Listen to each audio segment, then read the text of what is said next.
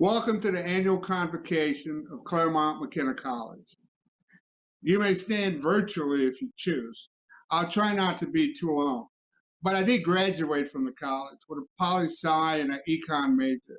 I am an ordained minister and a lawyer and a politician, so you're on your own. Convocation officially begins the academic year at CMC. And what a strange world and strange times by which to begin such an admirable pursuit. At a time when we're facing the most significant health pandemic in our generation, COVID-19 has changed life as we know it and continues to bring a new reality to our nation and to the world. And at a time when the circumstances of unarmed Black deaths at the hands of law enforcement has given rise to a renewed claim that indeed Black lives do matter, as does our collective capacity to right a wrong in this nation.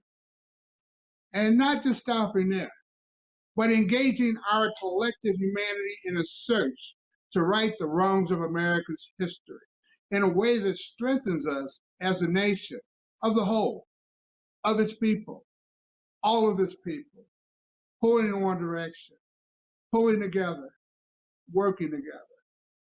Your generation and mine certainly has our work cut out for us. But you, future graduates of Claremont McKenna, are the ones being thrust into the laboratories that will become the proving ground for the strategies that will propel this nation and the world forward. As you are now experiencing, those laboratories are changing to accommodate how learning occurs in a COVID world. But thank God for the consistencies that are built into the fabric of what Claremont College is and does best. A world-class faculty dedicated to reimagining how learning is delivered with innovation that maintains the integrity of the learning space while providing for the engaged interaction that makes Claremont McKenna a special place. A laboratory of enlightened engagement and learning. A dedicated and a loyal staff that is committed to each and every one of you and has worked incredibly smart and hard to provide an academic and social environment to safely maximize your learning and engagement opportunities in this new environment. But from you, Claremont McKenna students, will come the truth that speaks to power. But from you will come the boldness to engage this laboratory of learning and concoct those strategies that will lead our country into the light, embrace all that is good, and leave behind that which should be left behind. What a tall order, but what a capable student body. Okay, we're here. Now a word of prayer. Let us unite our hearts in prayer. Oh God, how wonderful the works of your hands. As we have gathered here to celebrate the beginning of a new academic year and celebrate our students as they step forward to examine new places, encounter new experiences, and embrace new and traditional learnings. We pray blessings on this school, which will give them a safe place to learn, a place where freedom of ideas flourish, and a strong foundation is laid by which they will launch into the world to create a better place. We pray blessings and give thanks to our instructors and our administrators who will richly care for our students while being truly cognizant of the nurturing and the care required to groom the leadership of a new generation. As our students start a new academic year, we ask for your grace and anointing. Your grace and anointing to make their choices wise and to be faithful in their commitments. The grace and anointing to turn away from injustice and turn toward justice, equality, and peace. The grace and anointing to avoid foolishness. The foolishness to believe that you cannot make a difference in this world and to do the things others say cannot be done. Good luck to you all.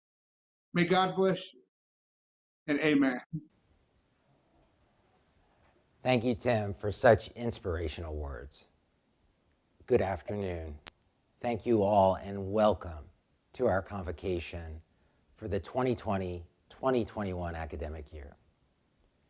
Before we begin to enter another powerful cycle of productive experience, responsive reflection, and higher, broader, deeper learning here at the college, we honor the special milestones of service and recognize those whose contributions have earned significant awards. We hear from Professor George Thomas and Student Body President Johnson Lin, and we sing our college song about how civilization prospers through commerce and the exchange of values and ideas. We call ourselves together at the beginning of each year in a special moment. Before I set the table for this unprecedented year, I want to welcome each and every one of you, students, faculty, staff, trustees, alumni, families, and our entire CMC community, especially our first year and new transfer students and their families. We're thrilled to have you and to be together. I also want to express our collective support for those of you most directly affected by so many current crises in our world. COVID-19, economic dislocation, racial violence, the fires, the storms, an unimaginable coincidence of severe challenges. It is hard to absorb it all. But as this has had a direct impact on many in our community, we must share the burden by taking care of one another. In light of those challenges, and over the past 5 months, I've been giving a great deal of thought to what it means, what it could mean for us to be in this moment. Professor Thomas has too, and he'll put the theme in a broader historical context later for us in our program. This inquiry and your answer will shape everything we do during this unprecedented academic year. Every moment, our moment, is doubly charged with the past that shapes it and the future it anticipates. The past does not dictate the present, and the present does not fully determine the future.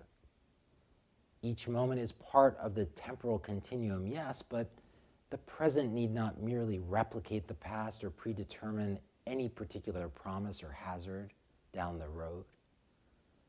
Within the structural forces outside of our immediate control, the powerful determinants that shape history and yes, that frequently frustrate the future ambition of our free human agency, there's always a small space left for us, for each of us. An opening only we can fill, a word or line in the story only we can write, a computation in the formula that only we can calculate, a moment, our moment. So, how will we avoid the worst and make the best of our time?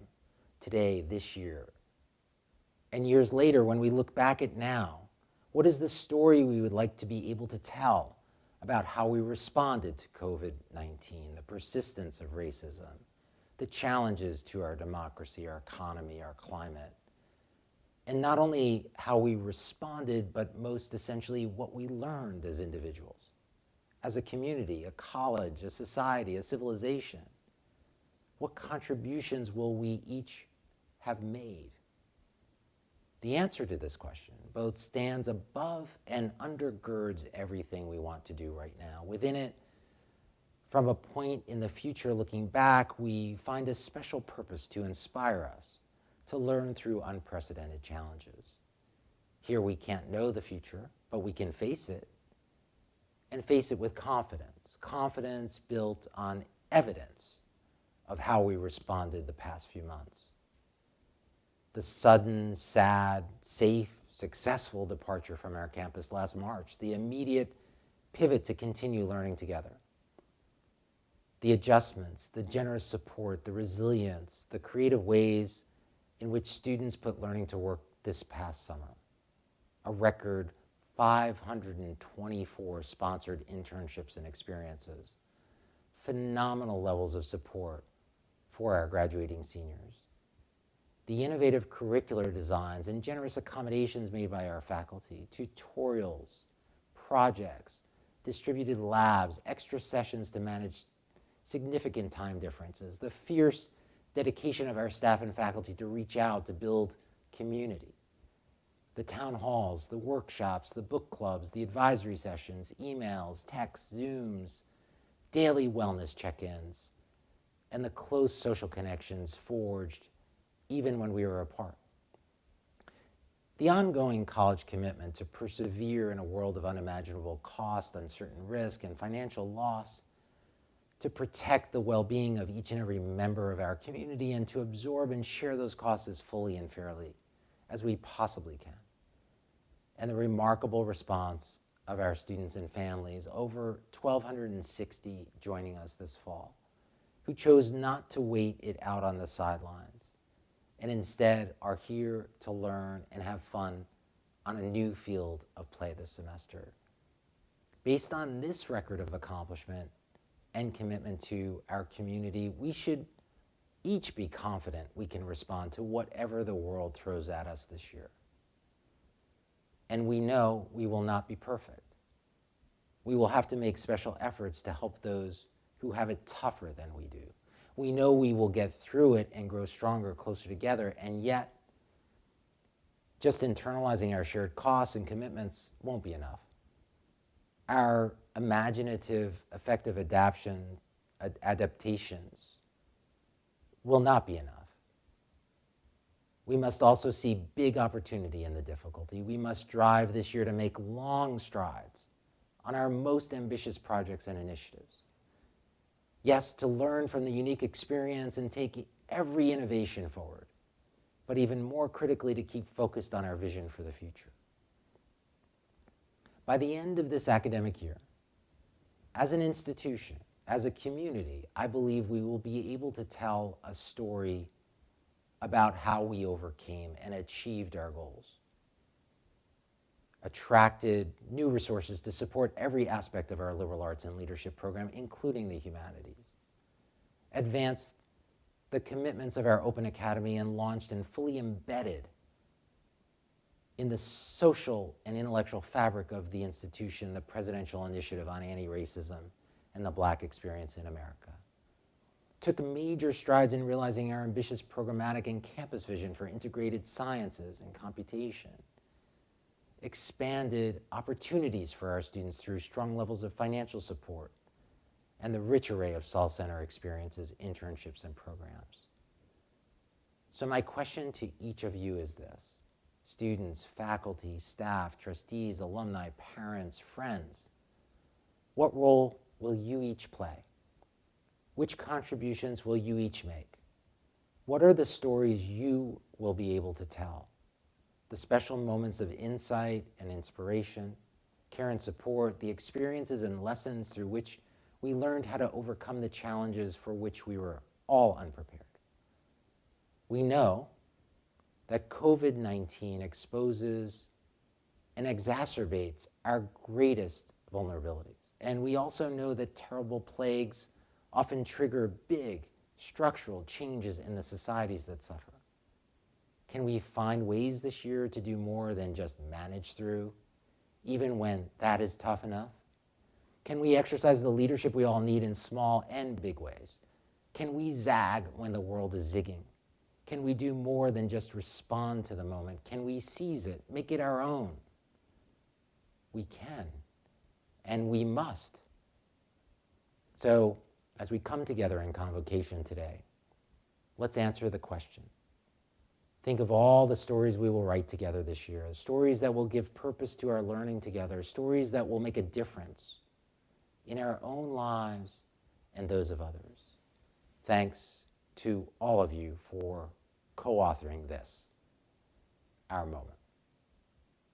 And now to recognize the special staff for years of service, I turn it over to our Vice President of Business and Chief Operating Officer, Corinne Rogers. Thank you. Good afternoon. I'm Corinne Rogers, and I am the Vice President of Business and Chief Operating Officer here at CMC. And today I have the absolute privilege of publicly recognizing some of our wonderful faculty and staff members who are celebrating milestone years of service with the college. And in a moment, I will share their names and their stories with you. But first, with so much of our community watching together today, I want to take this rare opportunity to put a spotlight on just how incredible the staff community is here at Claremont McKenna. And whether you're a returning student or just completing your first ever week of college classes, a professor or staff member, chances are you've already had the occasion to be impressed by the high caliber, genuinely caring individuals at all levels of our organization who keep our campus and programs running every day. The past several months, even as we grappled with the impacts of the pandemic in our own lives, our staff collectively rose to this unprecedented occasion. Many of us have been working from home since March and grappling with all the challenges that come with that.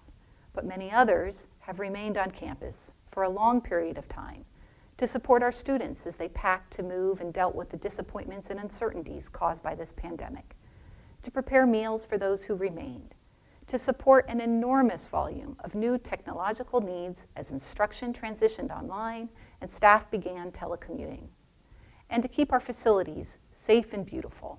I'd be remiss if I did not especially thank a few individuals who were designated critical on-site personnel and have continued to report to work full-time on campus these past 6 months. To all of you, I'm so impressed, grateful, and inspired by your professionalism, creativity, and resilience. And having witnessed our staff come together to tackle so many complex and novel issues, I have every confidence that we will move forward together to face whatever challenges lie ahead. So here are the individuals we want to single out and celebrate today. First, celebrating 25 years of service, Cheryl Aguilar. Cheryl is the Special Assistant to the President. She joined CMC's Advancement Office in 1995, and she's held several positions working with development and college leadership. Cheryl has the opportunity to work directly with 2 dynamic CMC presidents, now Hiram Chodosh and prior Pamela Gann. She is proud of the significant achievements and growth at the college under their leadership. Manfred Kyle. Manfred received his PhD in economics from the London School of Economics and has been working at Claremont McKenna since 1995. He's a professor of economics and former chair of the faculty in the Robert Day School of Economics and Finance. He lectures in macroeconomics, statistics, and econometrics. Professor Kyle also is the Associate Director of the Lowe Institute for Political Economy and leads a research staff of student RAs to provide forecasting analysis for the Inland Empire. Devon Lopez. Devon started working at CMC in January of 1995 in student accounts, where she worked as a cashier for 15 years. In 2009, she moved to the financial aid office as a financial aid coordinator and then counselor. And she's been on the Student Appeals Committee for almost 20 years. The accomplishment she's most proud of is her drive to help others achieve their educational dreams by working hard and staying focused on our students, especially during challenging times. Ron Riggio. Ron's titles have included Director of the Kravis Leadership Institute for 14 years, Associate Dean of the Faculty for 3 years, Chair of Department of Psychological Science, honorary member of the CMC Alumni Association, and he's a CMC parent, class of 2010. Ron enjoys working with students on research projects, helping build summer internship programs, and seeing students go on to terrific careers. And he's most proud of helping build the Kravis Leadership Institute into a world-renowned center for leadership research and education. Ray Rotolo. Ray is the Senior Director of Planned Giving, and he came to CMC in 1995 as the Assistant Director of Planned Giving, and then became the director of the program in November of 2008. March 1st, 2020 marked his 26th year at CMC. Ray loves having the opportunity to help individuals be generous in ways they may have never thought possible, and he's proud of the fact that his office has been so successful in raising life income gifts and charitable trusts. And now celebrating 30 years of service, John Farrell. John has been an assistant and associate professor at CMC and was tenured in 1996. He is the Waldo Nykerk Professor of Literature, and he has twice chaired the Literature Department. He has served on many faculty committees and chaired the Administration Committee and the Writing Committee. He's inspired by discussing essential questions with intellectually ambitious students, and his favorite moments at CMC have taken place mostly in the classroom, in the AF, and at commencement. Rafael Hjorika. Rafael is a building attendant, and his love of CMC is evident in the attention and care he shows the campus as he fulfills his duties. Rafael cherishes the connection he's made with many students over the years, and he works hard to provide them with a clean and safe environment to learn and grow. Cynthia Humes. Cynthia is the Associate Vice President and Chief Technology Officer, and also an Associate Professor of Religious Studies. Over the years, she sought to expand the reach of technology at the college and has been so successful. She's created a department we can all lean on, and it provides us the best possible services that they can.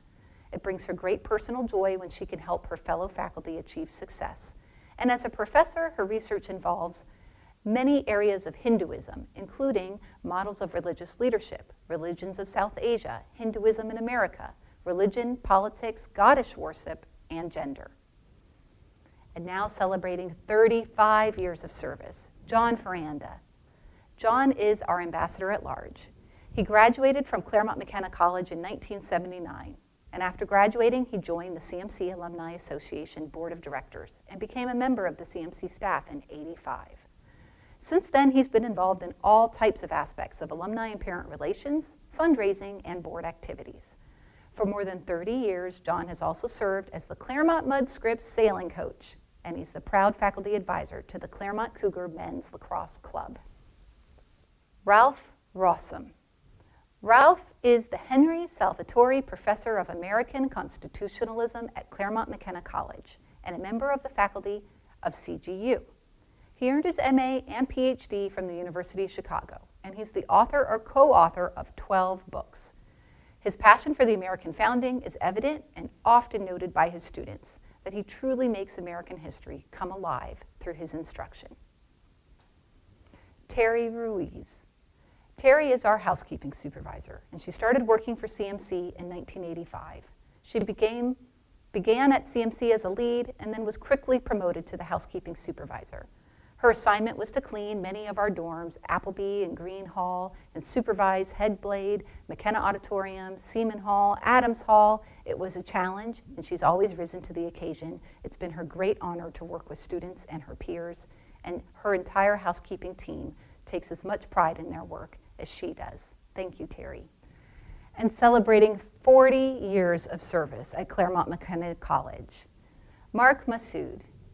Mark is the Robert Day Distinguished Professor of Accounting. He has enjoyed participating and working with students through several organizations over the years, including being the longtime Claremont Accounting Association's faculty advisor. His favorite thing over 4 decades has been to watch his students grow in confidence and fulfill their personal and academic potential, and to watch the tremendous evolution of the college itself. He's been blessed during his time at CMC and is particularly proud to have won 13 Huntoon Teaching Awards, voted by our students, and the CMC Presidential Merit Award. Nick Warner. In addition to serving as Literature Department Chair at various times and chairing several committees over the decades, Nick has also served as the Associate Dean of the Faculty and Interim Dean of the Faculty. Nick is proud of having helped with the hires of some of our most outstanding young faculty members at the college when working in administration. And many things inspire him to be a better instructor, but he feels most inspired every time he walks into the classroom at the beginning of a new semester, just like now. And he can't wait until we will all be able to do that again, to be in the same room, in the same time zone, faculty and students together. Congratulations to all of you, and thank you on behalf of the entire CMC community for your contributions to our college over the years. Greetings, everyone. My name is Emily Wiley, and I'm an Associate Dean of the Faculty. There is no way to start this new academic year without a special celebration of the faculty. None of us were trained for the massive disruption to our curriculum that happened last spring, quickly forced on us by a global pandemic. To meet the challenge of that moment, faculty quickly dug in and turned their attention to rethinking their courses and using completely new approaches to teach virtually in the most effective ways possible on very short notice. This required time in webinars and workshops, learning and testing new technologies, and learning new ways to interact with students on a screen. In that time, we learned a great deal about what works and what does not. But that learning and imagining what is possible did not stop at the end of spring. Instead, this summer, it escalated. Instead of diving into their research as a normal summer would have, faculty used much of the summer to essentially go back to school themselves to study up on best practices for online teaching. They attended more workshops, formed groups to brainstorm and exchange new ideas, and provided feedback to each other. All of this with the aim of preparing exciting, impactful, inclusive classes for this fall semester that we now begin. The challenges that faculty faced in the spring, combined with their deep commitment to providing an exceptional education for our students, inspired the many teaching innovations and courses that you will now get to experience. These innovations are aimed at creating the close teaching, learning, and mentoring relationships with faculty and peers, and the get-to-know-you moments that are a hallmark of the small courses at CMC and CMC academics more broadly. The innovations are focused on engaging you in class activities, or work on teams to solve problems, or work on projects to produce something with meaning and impact, or they will challenge you to think in more interdisciplinary ways. Importantly, the innovations focus on the opportunities that a virtual learning mode provides. All of the faculty have worked tirelessly to prepare themselves for this semester, for this academic year. All of us are ready and excited about the promising innovations we have developed, centered on the students that we want to teach and see grow. All of us are ready to be the teachers, mentors, advisors, and colleagues necessary to make this community of learning that is ours function at the highest levels, even in these challenging times. We would not be here today with a great class of incoming first-year students and returning students, a rich curriculum, and a wide range of learning opportunities outside of the classroom without the amazing efforts that the great faculty of CMC put into this work all summer. Although we are not in person together, the faculty are still here to show their support and be honored for their work.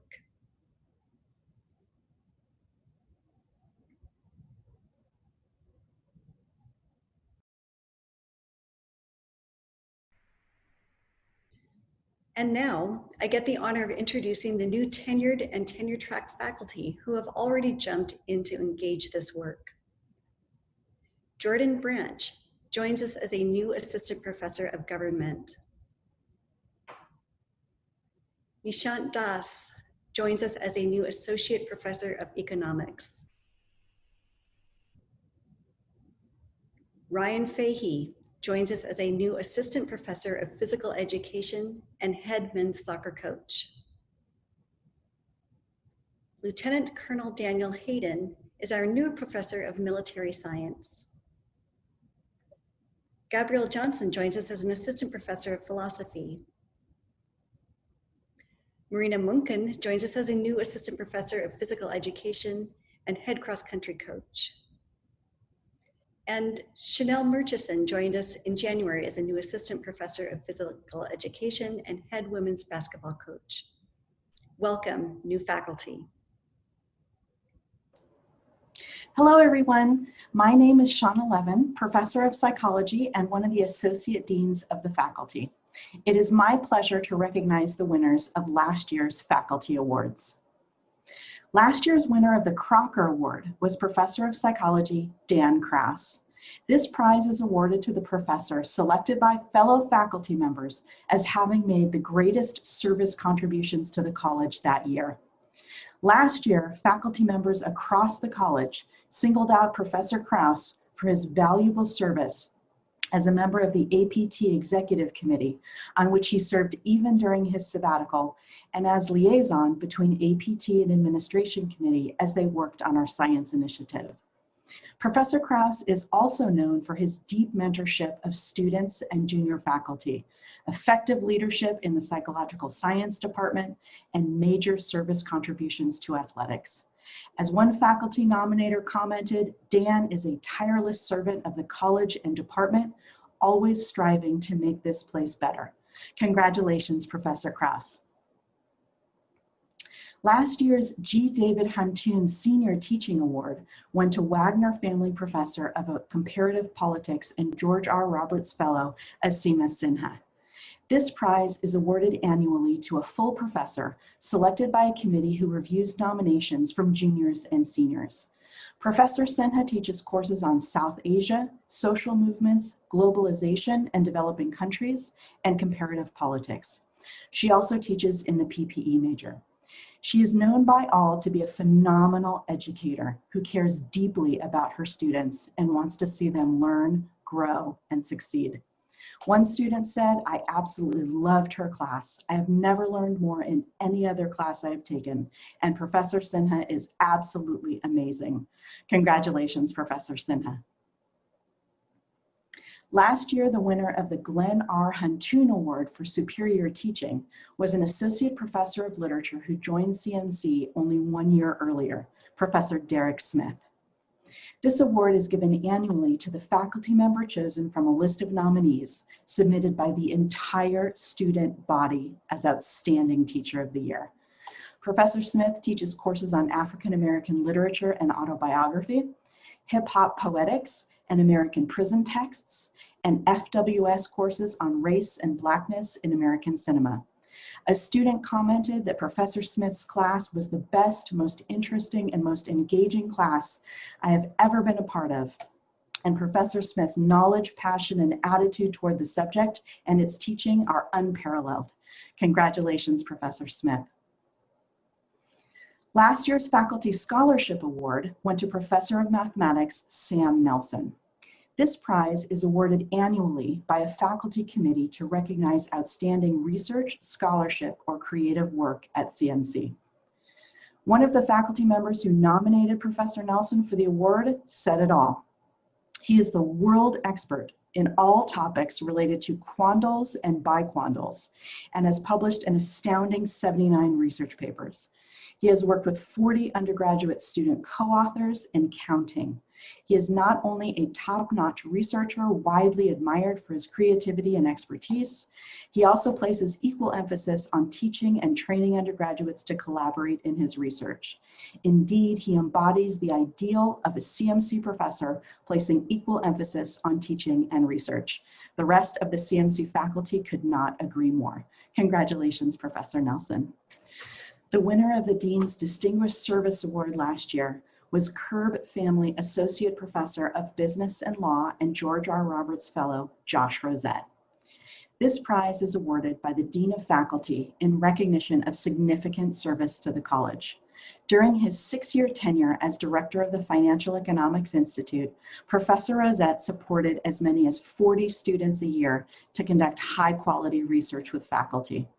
He brought crucial data to student and faculty research projects and organized networking trips, conferences, and speakers. He did an enormous amount of work for external reviews. In the words of the Dean of Faculty, it is a massive job, and Josh has done it with his customary care, kindness, commitment, and effectiveness. He is a man whom I have come to admire because of his integrity, his commitment to the college, his commitment to students, and his reliability. Congratulations to Professor Rosette, and again to all of our faculty award winners. I am pleased to introduce our convocation speaker, George Thomas, Burnett C. Wolford Professor of American Political Institutions. Professor Thomas came to CMC in 2007. Since then, he has been the Legal Studies Program Coordinator, PPE Program Coordinator, and now Director of the Salvatore Center for the Study of Individual Freedom in the Modern World. He is a member of Phi Beta Kappa Tau of California at CMC. Professor Thomas is a prolific scholar with a deep commitment to student learning. He teaches the PPE Politics Tutorial and Seminar, Constitutional Law, and a new mini course this semester on race and the Constitution. His scholarly areas of expertise are American constitutionalism, American Political Thought, Constitutional Law, and the Supreme Court. He has published several books, a constitutional law casebook, and over 25 journal articles, book chapters, and essays on these topics. For one article, he received the American Political Science Association's Alexander George Award for the best article on qualitative methods. In his role as director of the Salvatore Center, Professor Thomas reaches across disciplines to spark research collaborations, promote the dissemination of scholarly work in academic presentations and publications, and engage the campus community in relevant, timely discussions around topics such as civil liberties, civic engagement, and free speech, which make him an ideal speaker for today's convocation. Please join me in welcoming Professor George Thomas. President Chodosh, Dean Uven, members of the board, students, faculty, staff, alumni, and parents, welcome as Claremont McKenna begins its 75th year. Let me extend a particular welcome to our incoming first years and their families. If I can borrow a bit from Edmund Burke, we can think of CMC as a partnership between the living, the dead, and the to be born. You might think the bit about the to be born is a stretch, but development almost certainly has its eye on them. The serious point is that an institution like CMC is the work of generations. Let's welcome first years into this partnership. You benefit from an extended community of those who have come before you. We're delighted you're taking your first steps with us as you transition to adulthood, and we eagerly look forward to your contributions. It's an odd beginning to the year for us all. I remember sitting in a meeting surrounded by students in March, 2 days before Friday the 13th, as it happens, when the college announced we would have to move online for the rest of the semester. We knew it was the right decision, but it was awful all the same. We were heartened by the thought that it would be temporary. As we said our goodbyes, we all looked forward to seeing one another in person in the fall, when we would pick up normal life at CMC. That's not exactly how it worked out.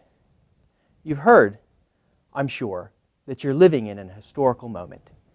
It feels weighty in ways that can be overbearing. It can also seem like a flood of one damn thing after another that you cannot begin to sort out or think through.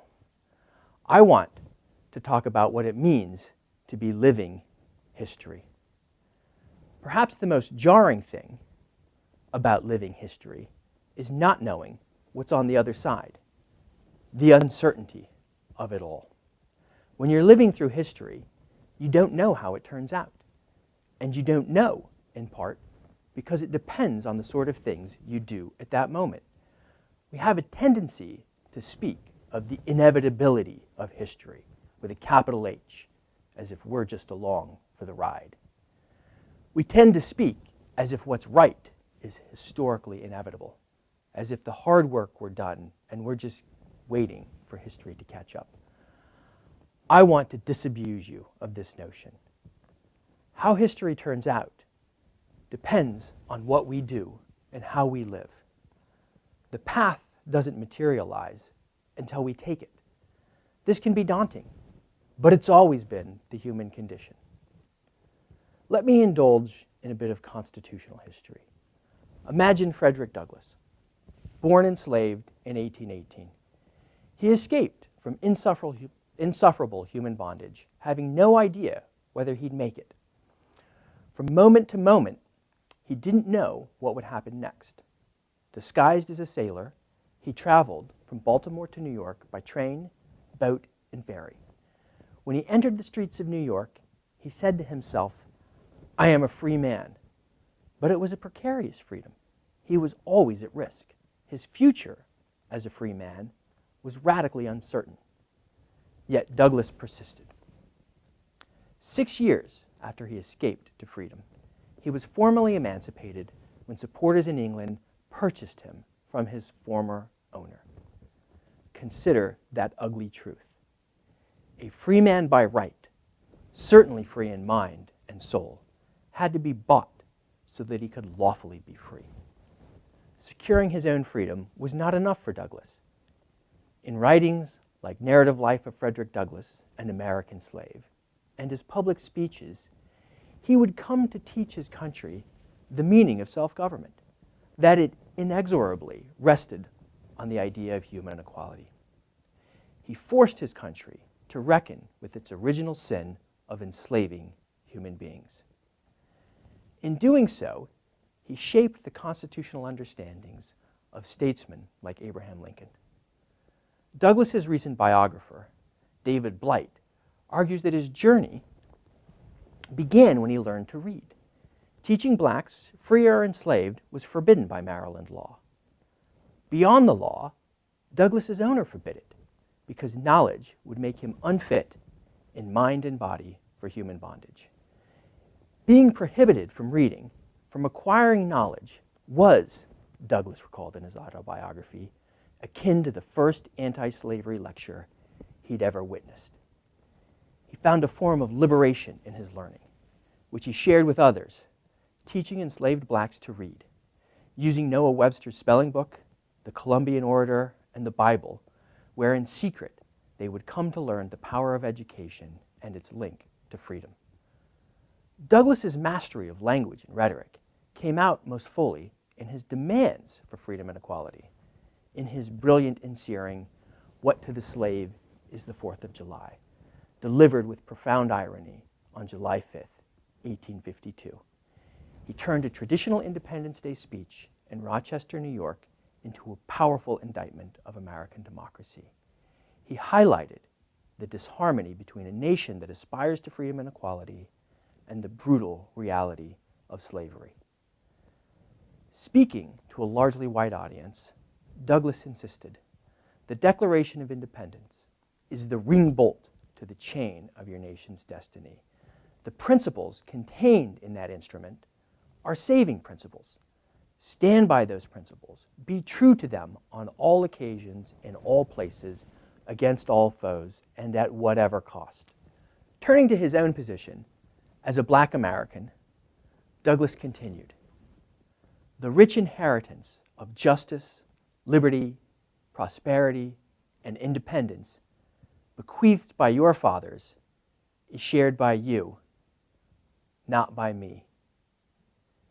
To those enslaved and denied citizenship because they were black, the 4th of July was a day that reveals to him, more than all the other days in the year, the gross injustice and cruelty to which he is the constant victim." Douglass was following a long tradition of black Americans forgotten by history, who turned to the Declaration's principles to criticize slavery and to expose American hypocrisy. Acting as citizens, a status they were all too often denied by law, they claimed the promise of equality and demanded their fellow Americans recall the language of their creed. All men are created equal. 5 years after Douglass's speech, the Supreme Court formally declared that blacks, free or enslaved, could not be citizens of the United States. In the wake of the Dred Scott decision, Douglass insisted that slavery had mastered the Constitution. But rather than understanding the Constitution as a pro-slavery document, a position he could have easily taken up, Douglass insisted that properly understood, with equality at its core, it was in essence anti-slavery. The arguments Douglass made helped shape the overarching logic of the 13th, 14th, and 15th Amendments to the Constitution. Amendments that abolished slavery, bestowed citizenship, guaranteed the equal protection of the laws, and granted blacks the right to vote. It was a step to formally completing the incomplete Constitution of 1787 when it came to racial equality. When Douglass escaped from enslavement, he had his courage, his character, and his self-education. He had no idea his path would take him so far. He could not have known the footprint he would leave on history or his country. Triumphantly, he witnessed an emergent new birth of freedom. Tragically, it was a fleeting moment. Douglass lived to see this triumph erased with the entrenchment of Jim Crow and white supremacy, formalized in constitutional law with the court's decision in Plessy v. Ferguson, decided a year after Douglass died. Pause to let that sink in. To read Douglass is to have your conscience seared, to be swayed, awed, overwhelmed by his words. But Douglas's cause did not triumph in his lifetime. Despite the justice of his cause, there was nothing inevitable about the historical outcome. Words on parchment are not enough on their own. It should be a reminder to us that democracy is not inevitable. It is the work of generations. It depends not only on the formalities of law, but our own attitudes and actions to carry it forward. Yet let me offer you something more uplifting. Today, when we consider constitutional questions of equality, freedom, and citizenship, Douglas has had a lasting impact on our thinking. He has certainly had a more profound influence on our understanding of equality and citizenship than Chief Justice Roger Taney, the author of the Dred Scott decision, a shameful decision the country would prefer to forget. Looking back, Douglas's understandings can seem inevitable precisely because they have shaped our thinking. But they were not. They were fashioned by the hard work of building a more perfect union. Douglas's ideas gave hope to many others as they continued the difficult work of bringing the promise of American ideals into line with reality, especially when it comes to racial equality. In the face of uncertainty and overwhelming odds, like Douglas, they persisted. I hope your liberal arts education at CMC will help you understand the subtlety and complexity of history. I hope it will allow you to better understand the present by having a sense of the past. More than that, I hope your liberal arts education will nourish your freedom of mind, even as it impresses on you a sense of obligation for shaping the world we inhabit and share in the steps you take each day. Before concluding, let me say a few more words about liberal arts education. While the world swirls around you, I hope you on occasion remove yourself from it. I hope you take these precious years, a gift like nothing else you'll ever be given, to hold the outside world at bay just a bit. Spend some time reading literature, debating philosophy, or exploring physics, for no other reason that it's fascinating. Put your phone away, take a break from social media, and take time to get to know yourself. Yet I say this because I think liberal arts education can better equip you to think about the problems the world is facing, precisely because it allows you to get some distance from them. It allows you to better understand the world you inhabit, because it does not take things like human equality and democracy for granted. Studying philosophy, history, and government will illuminate that these were ideas that had to be earned across time. They remain in need of a defense. We forget that at our peril. At its best, liberal arts education is training for democratic citizenship. The virtues of liberal education mirror the characteristics required of democratic citizens: the ability to grasp and evaluate arguments and evidence, and to articulate and defend ideas in a reasoned manner. Liberal arts education will also help you see the world through another's eyes, a gift of sight that will forever change your vision. It can make the things we assume seem strange and unfamiliar. In my constitutional law courses, I make my students engage in some comparative constitutional cases to highlight this point, so that they better understand the American Constitution by placing it in perspective. In a similar vein, James Baldwin wrote about how he discovered what it meant to be an American only when he left America and lived abroad in Paris. He began his essay, Discovering What It Means to Be an American, quoting the novelist Henry James, a Boston Brahmin from a distinguished family that included his brother, the Harvard philosopher and psychologist, William James. James's rarefied world was a world away from the poverty Baldwin grew up in Harlem, where, incidentally, he attended Frederick Douglass Junior High. Much like Douglass before him, he discovered a path to freedom and self-understanding in books. As Baldwin wrote, this perpetual dealing with people very different from myself caused a shattering in me of preconceptions I scarcely knew I held. He encountered people whose sense of reality is entirely different from his own. The crucial point for Baldwin, largely self-taught like Douglas, was that he came to see things from another point of view, and this forces the writer to reconsider many things he had always taken for granted. This is the crucial hope of liberal education. It can give you a deeper understanding of the world and a deeper understanding of yourself. Now back to living in our historical moment. We don't know what's next, but we do know that the challenges we face are not as overwhelming as what others have faced in the past. Just think of Frederick Douglass. The uncertainty and disruption we're experiencing can take an awful human toll. It can also push us to think about things anew, forcing us to rethink our assumptions. The mindset we nourish by way of liberal arts education will give us the reason, character, and humanity to make it through this time. If we can harness the talent and energy of our students, we will come out of our current moment better than we went in. I am, in fact, most hopeful about the future when I think of the role CMC students will play in shaping it. So in the face of uncertainty at this historical moment, let us see the possibility. Welcome to the new year.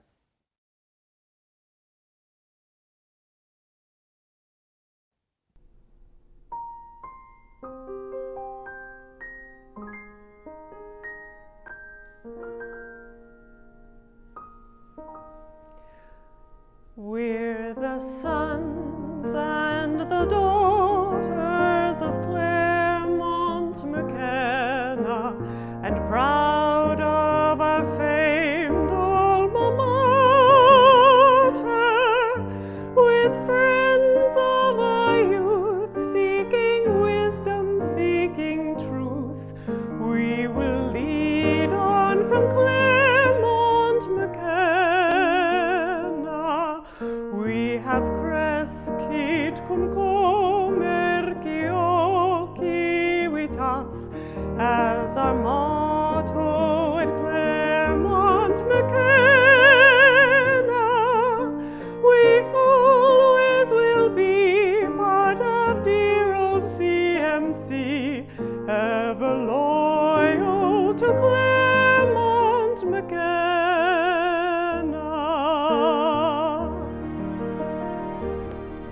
Good afternoon, good evening, and good morning. This is my first time giving a speech to so many people in different time zones, so I figured I should cover all my bases. I want to warmly welcome my peers, faculty, staff, trustees, alumni, parents, and most of all, the newest members of the CMC community. Welcome class of 2024 and our new transfer students. I never could have imagined that I'd be delivering a speech like this from my childhood bedroom. Honestly, it's a little strange to have my stacks of textbooks and tax returns next to my Legos and YMCA trophies. Despite being a little disoriented, I am optimistic about what this academic year holds. If the past few months have shown me anything, it's that CMCers are not quitters. In fact, let me tell you a little bit about who we are. For one, we're innovators. Just last week, I spoke with a student who spent his summer developing custom 3D printed face masks for hospital workers across the country. Within the college's many working groups and committees, I'm constantly impressed by students who creatively develop ways to make our community more accessible and efficient. 2. We're advocates. Many CMC students have stepped up in the past few months in the fight against racism in our country, from leading protests to sharing resources online. In June, the 5C student governments teamed up to raise over $50,000 for 5 nonprofits that are combating racial inequality. 3. We're scholars. Whether it's hosting speaker series, tracking down the election year, or the effects of the pandemic, our research institutes generate a ton of academic work that's respected and utilized by experts throughout the world. And while we have brilliant faculty at the helm of these projects, it's the students who are on the ground, grinding data analysis, conducting interviews, or scouring papers. The students are the ones that make it all happen. Behind all the work that we do for the world, perhaps the most important characteristic that defines us is that we're family. As I enter my last year as a student, I can tell you for sure that the friends and mentors I've met at CMC will be cherished for the rest of my life. That being said, being an older sibling for 17 long years has taught me that even the most loving family will experience conflict from time to time. CMC is certainly not perfect. Our own institution has benefited from systems of oppression, and it's our responsibility to confront and correct that. As a student leader, this is the greatest change that I can hope to inspire, and I'm grateful for all the leaders before me that have helped pave the way. My biggest hope is that in 3 years, one of the first years that's listening now will be delivering a similar speech, reflecting on all the progress that the CMC community has made since you first arrived. As an institution, we should always look towards how we can make our community more inclusive and accessible. Being family means we're willing to work together, better each other, and support our members, even through the toughest of times. The journey ahead will definitely not be easy, but I'm so excited to share this moment with you now. To the staff, faculty, and trustees, I hope you'll join me in my commitment to make CMC the best that it can possibly be. To the class of 2024, welcome to this beautiful community of innovators, advocates, and scholars. Welcome to our family. Thank you, and best of luck this year.